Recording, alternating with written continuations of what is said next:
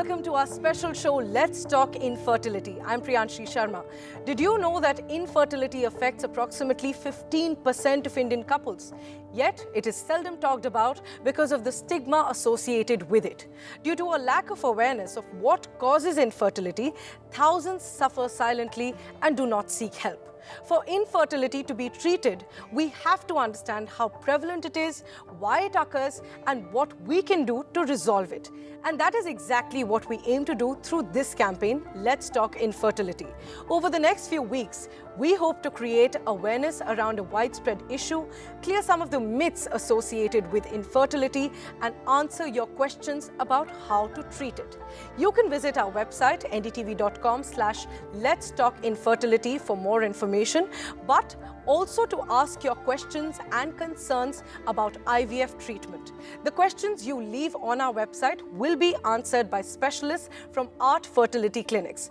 Joining us today are Dr. Richa Jagtap, Co-Medical Director at Art Fertility Clinics India. We also have Dr. Dakshayani Ravikumar from Art Fertility Clinics Chennai. Dr. Neena Malhotra also joining us, who's a professor at the Department of Obstetrics and Gynecology at AIIMS. We also have Prashant Sinha, the co-founder and COO at Moms Presso. And we also have Rinku Shah, the founder at Fitness to Flash. Thanks very much to all of you for joining us.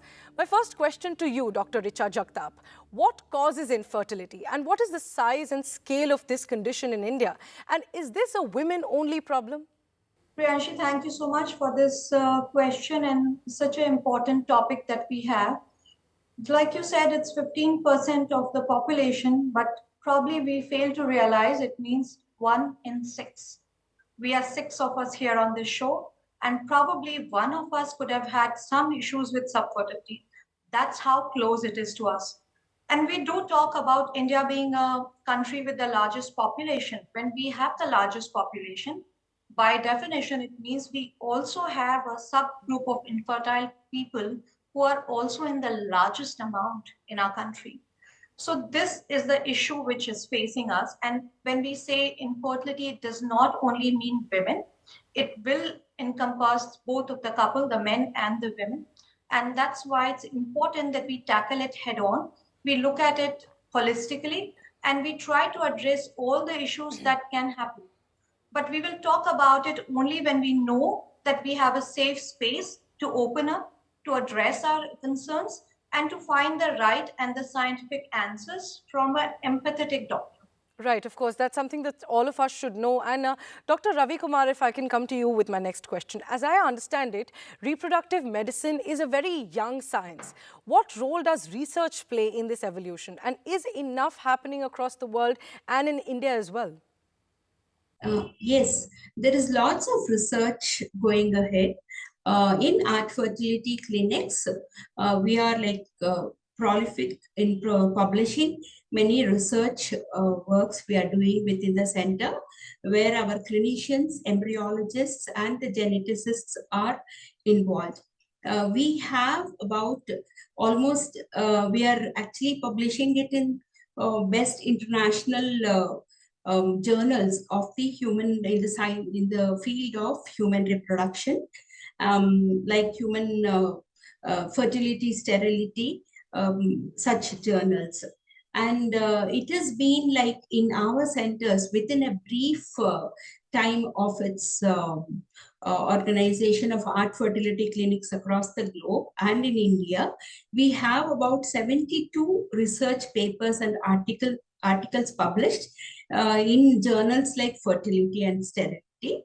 And these are being peer reviewed by the senior most fertility specialists across the globe, and they have endorsed the work done by the clinicians, researchers, embryologists, and the geneticists in India in our Art Fertility Clinics. Right. And adding on to that, Prashant Sinha, you're from India's largest parenting platform and content platform for women, and you engage with women in multiple Indian languages. How openly do women really talk about their infertility issues? And this is just for us to understand how common the problem really is. So by running the largest platform in the country of women, so there are 25 million women on the platform, what we've seen is the awareness level of infertility has gone up in the last few years, thanks to all the fertility centers talking about it openly. So it's gone up. But we are, just to give you a sense, we are only 10% English platform and 90% language platform. What has come through, we see is, while the infertility understanding is high, the quality is not understood well. That means when people are talking, they don't know how expensive is it, or how lengthy the process is, how complicated would it be. Okay, so there are people who are asking questions to each other, and then there are brands and experts who are coming and answering. Though the process is not very well understood, infertility issues are understood now. Right. And while we talk about the people's awareness, let's just take a look at what are the barriers to understanding and treating the infertility issue. It is a common problem, yet there's not enough information, not enough conversation, and certainly not enough awareness. Take a look. Do you know what IVF stands for? When the woman is not able to conceive the child, they undergo such processes, medical processes, where I guess there are many ways to conceive. The baby is not fertilized inside the body of the female, rather the egg and the sperm is collected and it's been fertilized inside a artificial lab. It's like if you can't conceive, there's a process where you can, there's a sperm thing that... Babies are being they're being fertilized out of the woman's body. Getting a child outside by using ways of test tube babies, for example. If कि अगर जो mail और female अगर वो नहीं कर पा रहे हैं बेबी इन नेचुरल वेज, तो उनके पास एक जरिया है करने के लिए वो IVF. It's the test tube babies. I just know about that. Is there a difference between IVF and surrogacy? I don't know about it. No, not really. I have no idea. Surrogacy is when both of the parents give their genes, right? But in IVF, if the male is infertile, they can have a sperm donor. You are taking a worm outside the natural mother. Is infertility only a woman's issue? In India, of course, everybody blames the women. The stereotypical way in which we look at infertility is that it's the woman's problem. I would believe a male issue, ma'am. Okay. Yes, because I've never heard, not mostly heard, female being infertile. So you heard that. Now, if I come to Mr. Prashant Sinha on that, how much do women understand their infertility issues? For that matter, what is the level of awareness that you have seen in dealing with both women and men? For example, are fertility issues often confused with surrogacy? So I think surrogacy is still a distant piece where people think it's still for affluent and very few people understand. The largest issue that we see on a platform is there is around infertility. While the incidence of infertility is 50% with males as well, the women are to be blamed, and that's where the biggest issue lies. So I think one of the big platforms like us, what we drive is giving her care and assurance that that other people have already gone through this journey, and then there are huge amount of success rates out there, so you can possibly go and try. Amongst the males, they are only responsible to arrange for the finances and possibly you be more rational than being emotional around it. So the support that they can give to the wives is all about, being there around. Right. And on that note, Dr. Malhotra, you also deal with many kinds of patients. In your experience, what stops infertile couples from seeking treatment? What are the barriers, really? Thank you very much for having me here. I think, as Dr. Richard pointed out, it's a couple problem. It's not a problem. And Prashant also said it's not a female problem. But certainly, I think I would put them as social factors. There's economic factors. That's more. And of course, again, there are personal issues, which again relates to socioeconomic. So socially, yes, as it's still considered as a taboo and it's considered a female problem. So perhaps that's one reason why they delay. Of course, those are factors where women in the present day, I'm talking of metros, I'm not talking of the small B or C towns or the tier 2, tier 3, or maybe the villages. But women and men are too much focused on their career. And therefore, we are realizing, is it subfertility, which is, self-driven by the motivation to reach up and scale their, opportunities in jobs, which is, I think, a real impediment for them to come earlier than they actually reach us. Right, so several factors that can turn out to be barriers actually. And Rinku Shah, you're a health and fitness coach. Your community, Fitness to Flash, helps women be confident and live a healthy lifestyle. Now, you also have conversations about fertility. In your experience, how open are women to talking about fertility and infertility? And how do we bring this confidence in them? What I've realized over 6 years of building this community, earlier people were not aware, or it was, as everyone mentioned, it is like a taboo of even coming open saying that, I have this issue, but now things are changing. One, it is changing because it's a private and safe place.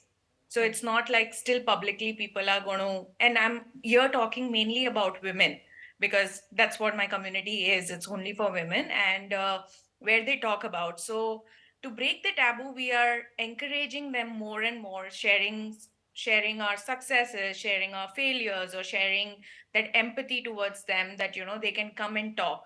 Because sometimes what happens, it can, like, this whole treatment can bog them down. They feel alone, they don't know where to seek help, usually, as social norms are maybe not very comfortable to talk with their partners or family friends, and then they come and be part of this community. So what we have seen is the more we encourage, the more people are coming together. Right, of course, that's important if we want to create more awareness around this issue. And Dr. Richa Jagtap, if infertility is such an issue in India, how should fertility clinics be responding to this issue? What's your opinion on that? So Priyanshi, I believe that we are always scared of what we do not know. So the first step, of course, is creating awareness so that people know that, one, they are not alone in this. Two, these kind of problems exist. Three, that they can overcome it. So that is the first thing, awareness through these programs like this, through multiple platforms, that we make people realize that infertility is existing between us.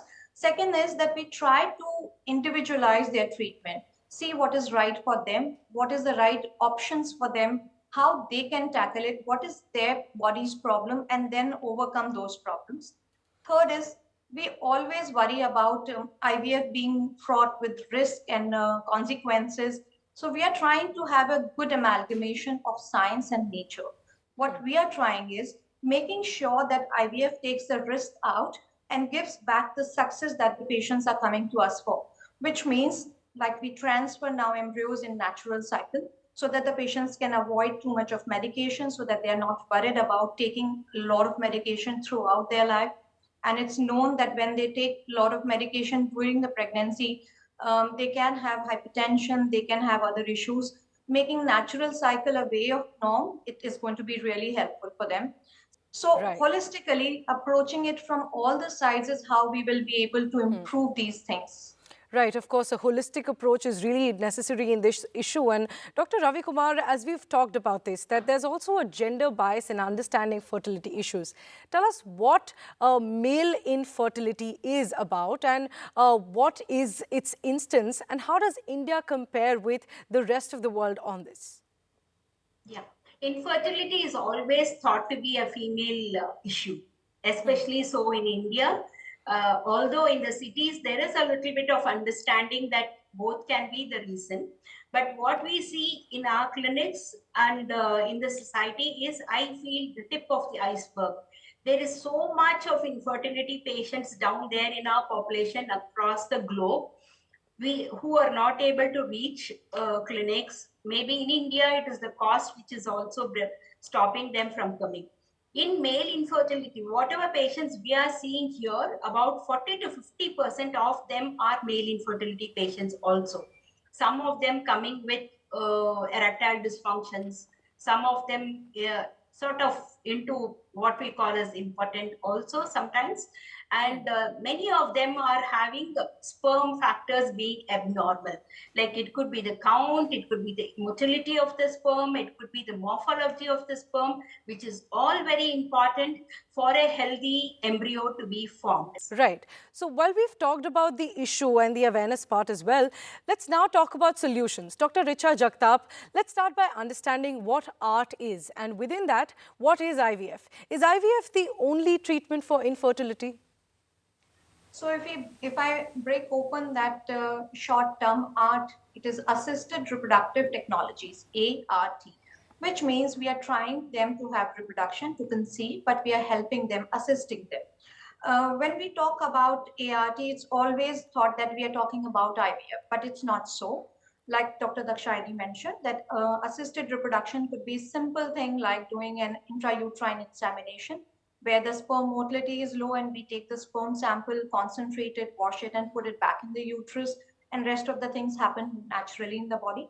It could be IVF, where its full form is in vitro fertilization, where we take the eggs and we fertilize them with the sperms from the husband and let the embryos grow in a culture system and then transfer them in the womb. For patients who have a very severe male factor, which means, as Dr. Dakshani mentioned, the sperm count is very low, we can use ICSI, intracytoplasmic sperm injection, in which we select the best sperms and inject them in the best eggs to let them fertilize, form an embryo in the culture system, and then we can put this embryo back in the uterus. This is whole array of or armamentarium of treatments that we have, which is what we call as assisted reproductive technologies with us. Right, of course, that's very important to point out. And if I can come to you, Dr. Neena Malhotra, now, we will talk about IVF treatments and how they work in greater detail in our next shows as well. But could you clear another common confusion for us? What is the difference between IVF treatment, IVF surrogacy, and adoption? So essentially, as the layperson call it a test tube baby, when we do an IVF, we may do just culturing that egg around with the normal sperms or injecting the egg with a sperm. We essentially creating an embryo in the lab, and that embryo, which is a good quality, tested by the way we look at it, or we have some techniques like embryoscope or do whatever things. We put the idle embryo back into the lady's womb, i.e., she is the one who has the egg. With her partner or husband, she creates the embryo, and this embryo goes back to her womb. Now, that is what is called the conventional way. Now, when we talk of surrogacy, it is a gestational surrogate, i.e., the embryos which are created from the genetic parents is the female and the husband create and give their eggs, and then that is what creates an embryo. But that is being put into somebody else's womb. That is what essentially means a surrogate or a surrogacy, which by the law would only be indicated if the woman who is a potential or is the biological mother does not or is deprived because of any reasons which could be depriving the womb to carry this pregnancy forward. Right. And there are very many medical indications. So that is surrogacy. And by the law, surrogacy has got many, ifs and buts. The surrogacy law is in place. And essentially, that's what we have to understand, rather than somebody who reads a celebrity, baby coming, and that's a surrogate. And that's absolutely no for all of us who are from the science and the medical fraternity. So that is what is essential. And surrogacy does not connote to IVF. That's something that's important. Coming to adoption, yes, there are some situations where we think we cannot offer the couple an IVF because there could be medical reasons. There could be financial reasons, and they are not fit, i.e., because they feel that they would by choice not like to take a donor egg because she's age advanced, or they would not like to take a donor sperm because of the reasons that are better understood socially, right? Or for all the factors. In those cases, they adopt a child. And I think, again, by the law, legally, we know what the adoption rules are and what are the ifs and buts there as well. So this is a bit that needs clarity. Right, so those distinctions are, of course, important to note. And Rinku Shah, if I can come to you now, we leave the last word with you. This is an awareness campaign. You're a trained fitness and nutrition guide, and you talk about balancing one's body, hormones, and fertility through fitness. If you could tell us how fitness plays a role in a woman's fertility, and what message would you leave with all the women watching us today who may have fertility issues? Yeah, one thing to associate, people say that, when you work out more, when you are putting a lot of stress in your body, the IVF don't work, or, you get into the infertility zone. So one message is that is a myth. The only thing we say, and the reason we tell them that, maintain a healthy lifestyle. When we say healthy lifestyle, I'm not saying like you go into extreme of any kind of fitness or a diet. We are mainly saying that, you are stress. You have the real hormones which are working for you and which needs to work for you when you are even undergoing a treatment. And that's what I have been through my own IVF, so I know it, and that's what I usually tell to my community as well. That stress is one. Second is balancing your get that oxytocin coming in, and making sure that the hormones are working for you. And third is have that kind of community support wherever you can find support, because that is super super important. And we always say it's not about the weight, it's always about the health. So don't go extreme or drastic on losing your weight just because you want to undergo a treatment. I know it is associated, but whatever you do with a positive mindset is going to really, really work for you. With that, it's a wrap on the show. Thanks very much to all our guests for joining us. And as we said earlier, over the next few weeks, we will be answering all your questions about infertility, what causes it, how to treat it, and much more through our shows and through our website. You can visit our website, ndtv.com/Let's Talk Infertility for more information and to leave us your questions, which will be answered by specialists from Art Fertility clinics over our next few shows. To end the show, let's hear from couples for whom IVF has worked as a solution. Dr. Dakshayani was the one who did my fertility treatment, and she was the one who delivered my twin baby boys also. She also took care of my delivery and bringing up my kids and all that. So that is besides the issue. The thing about fertility is that Dr. Dakshayani is one person who was very, very thorough in explaining what exactly the concept is. IVF and all, I am not aware of this IVF and all. But later on, when explaining by Dr. Dakshan, it's very, very comfortable for me and for my wife also to proceed. And I would like to convey my sincere thanks to Dr. Dakshan. She's one of the best doctor I can say